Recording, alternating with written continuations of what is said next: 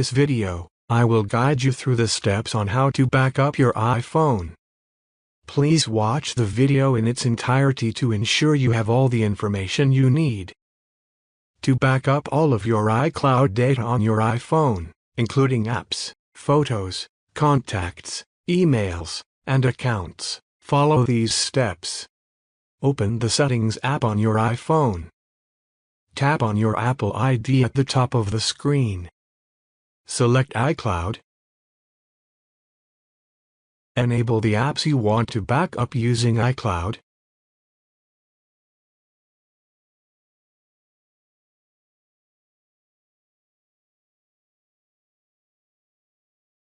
Tap on iCloud Backup. Enable this option.